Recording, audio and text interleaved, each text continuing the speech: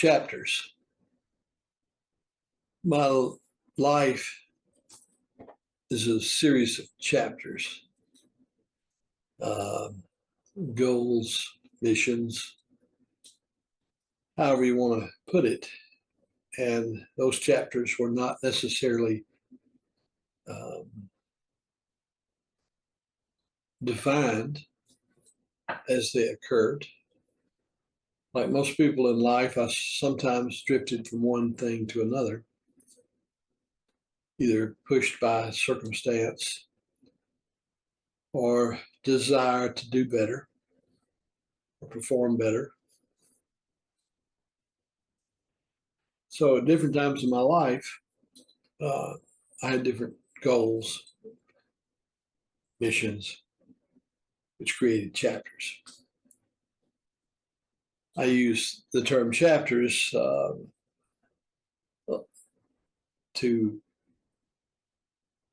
in a way, state that my life has been a book, or can be expressed as a book and in chapters.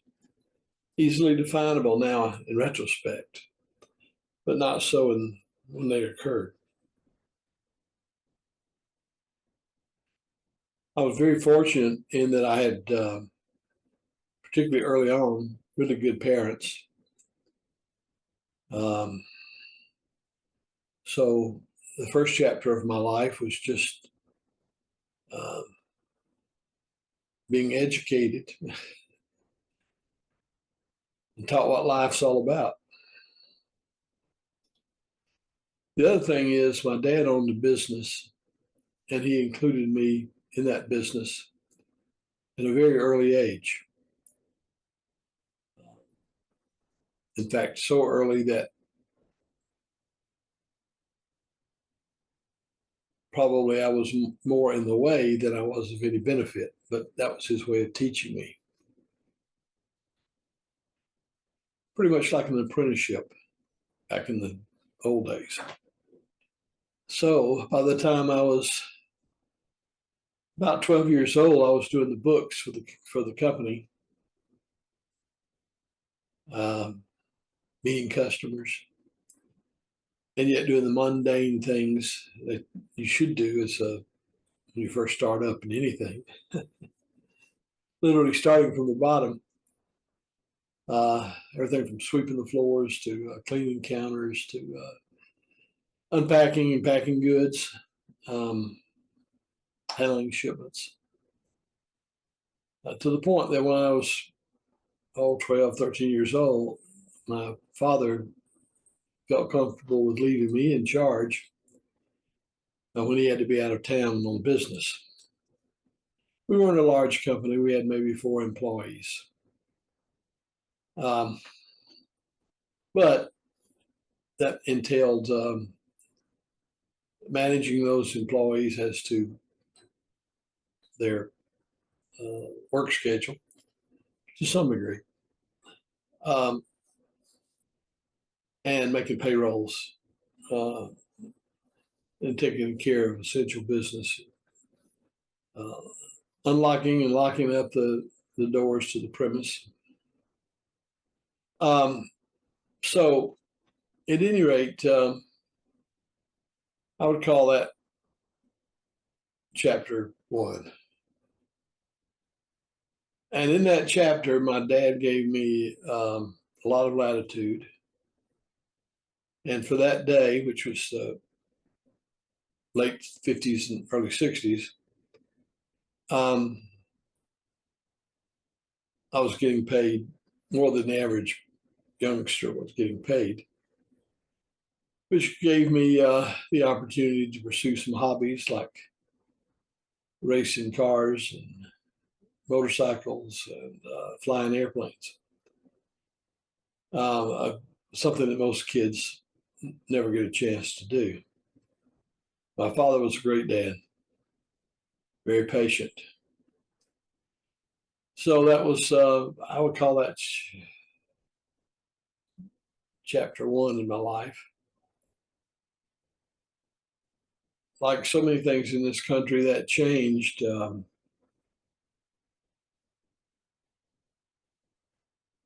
with events in the country and foreign events. So my chapter 2 was becoming aware of things around me, getting involved to some small degree. So, I was aware of the hippie movement and the war, the racial strife that was in the country in the middle and late 60s. So that was chapter 2. Chapter 3 began, and by this time I was enrolled in junior college. I was getting a little more focused on things that matter in life as opposed to my hobbies, racing cars and motorcycles, and flying airplanes.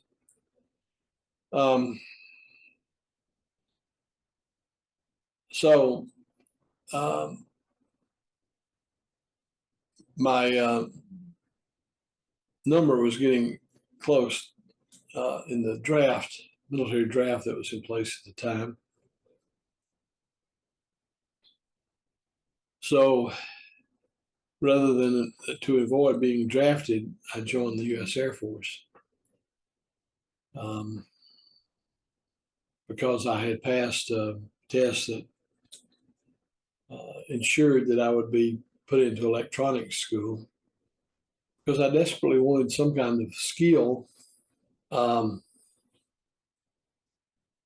would enhance my career opportunities when I was discharged. I knew being a ground soldier in Vietnam was not going to give me a marketable skill. In fact, because of the hatred of the war in the United States, hatred for the war. In fact, most of the poor guys that did end up there were reviled and ridiculed when they came home. Terrible thing. So, at any rate, I did go through electronic school. In fact, of my 17 months enlistment, a lot of that was in training here in the United States. But when I was finished with the training, I was shipped to the Middle East, and due to my career field, I was placed into a covert situation, and I got to see some violence, which I thought until recently was unique to the Middle East, and saw some bloodshed and some scary moments. So that would be chapter 3, I guess. I'm gonna have to keep track of the chapters. I'm doing this off the top of my head, so if I skip a number up. But anyway, but because of being taken prisoner by hostile forces over there, I was given the opportunity to get out of the service early, as opposed to fulfilling my 4-year commitment. I got out at 17 months. And so that ended that chapter.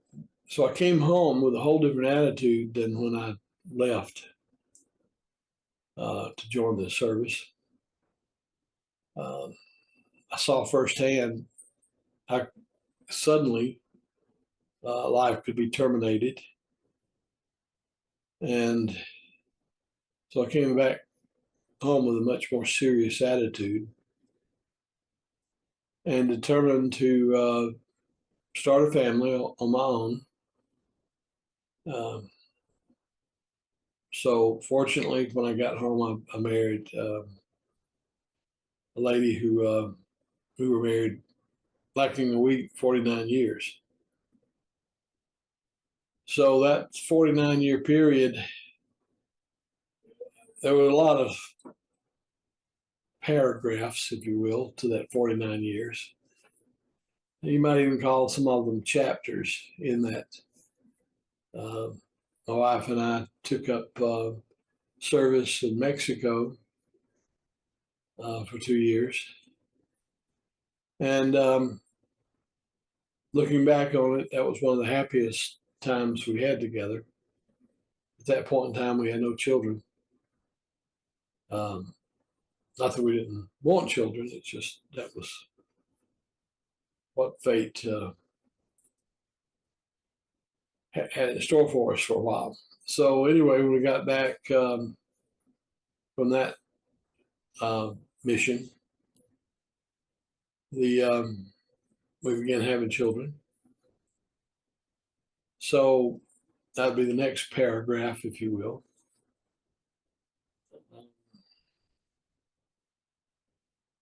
I had a number of, I guess I should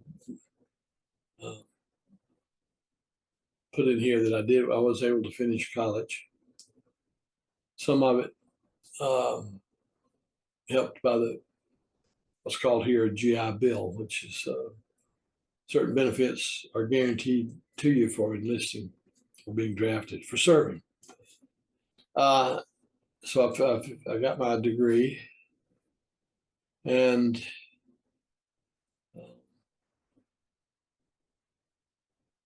my first job from college was being a high school teacher. And I'm leaving out a lot of stuff. For example, in 1972, I worked in the crime lab with the Atlanta Police Department. That was another wake-up situation in that I worked over 300 cases of violent death. Not all of them were homicide, but violent death nonetheless is not pretty. And that may have spurred my desire to go to Mexico and be of service down there. And my wife had finished nursing school. So we went down there, and she was running a medical clinic, and I was trying to help her do that, and I was doing other things as well. But that ended in 1979. So I came back and worked in my dad's business, family business, for, I guess, a little over a year. But there, I just wasn't going to be able to make the money that I needed to raise a family. Fortunately, personal computers, if you will, were just coming out. First personal computer I ever worked on was the Radio Shack TRS-80. The PC, personal computer from Microsoft, didn't come out until 1982. But I wrote my first software application software that ran on the TRS-80 and sold a couple of copies of that. The revenue from that was more than I would make in my dad's shop in a year. So then I realized that's the way I needed to go. So in '82, I was working for an international company and developed some automated warehouse software that became my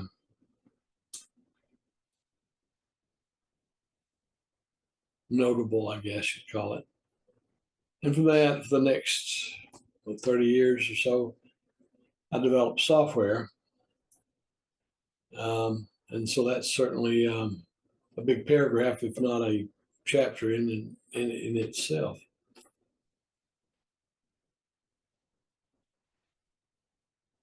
That ended in 2005. So I retired in 2005. My wife was still working as a registered nurse. And because of the health coverage provided by the Veterans Administration, I was able to retire early, retired in 2005. And just followed her career. At that point in time, she was doing traveling nursing, which meant she had an assignment here, there, and yonder. So we did a lot of traveling. And we enjoyed our time together. That chapter closed when she was diagnosed with Alzheimer's.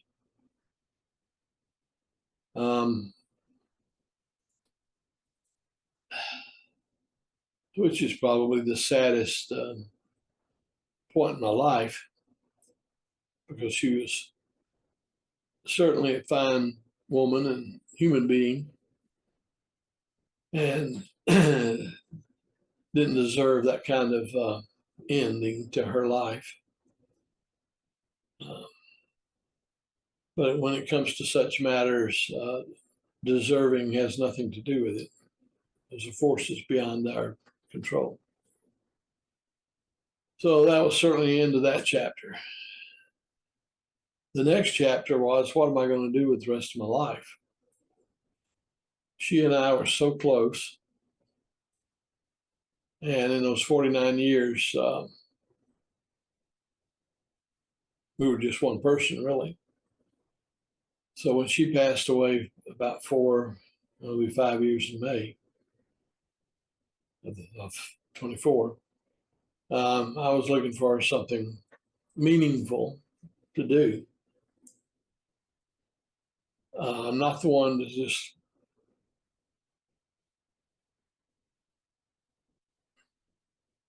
lounge around and do nothing, which has gotten me into some projects that have been beneficial. One was to try to help another person, which I think I accomplished that goal. But that's put me into the point now that I don't have any current mission. I've got hobbies. I do things. It's not like I sit around and stare at the four walls, but for me, I have to have something meaningful to do. I can't get back into programming because it's moved on way beyond where I was when I retired. In technology, if you're out of the loop for a very short time, then you're never going to get back in. It's a gone, off to the races.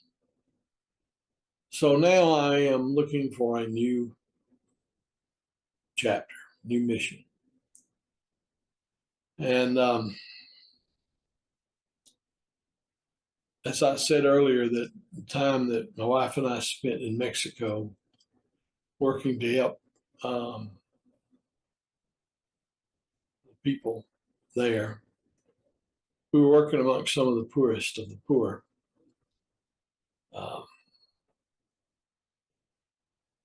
But that was very rewarding and helpful to the people we were working with. And I miss that. That's a kind of reward that's not measured in treasure, but rather in life's experience. At any rate, that's where I'm at today. And I am researching a new mission. And it is at this point only research. If I make up my mind to pursue that, it'll probably be the last mission of my life. I'm 77. And it would involve me leaving the country. My children are all grown. They have families of their own. They're doing well.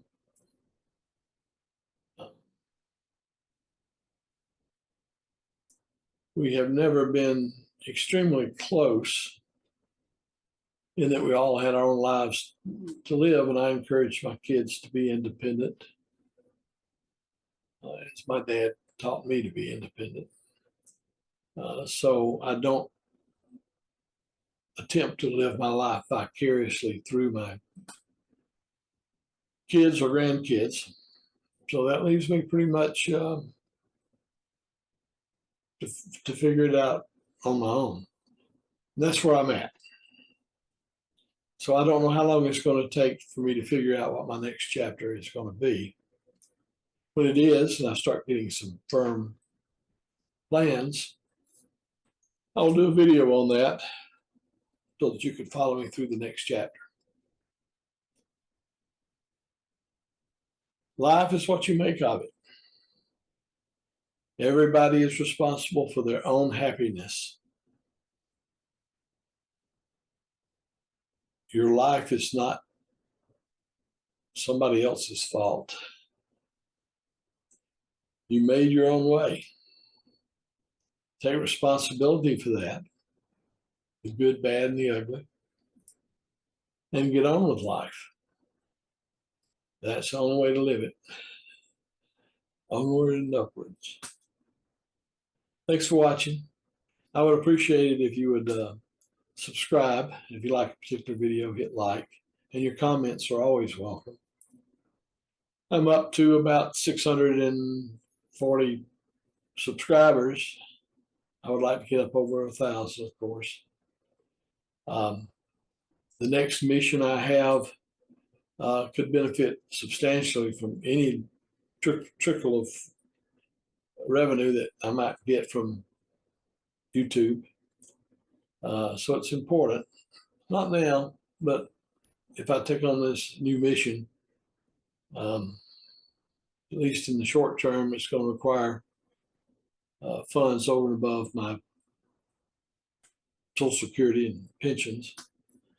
I mean, I'm living a great life here in Central Florida. Most of the world would be blessed and content living the life I'm living right now, but to me, it's I'm a little bit adrift. So anyway, I'm covering the subject I've already covered. Have a good evening. Wish you the best.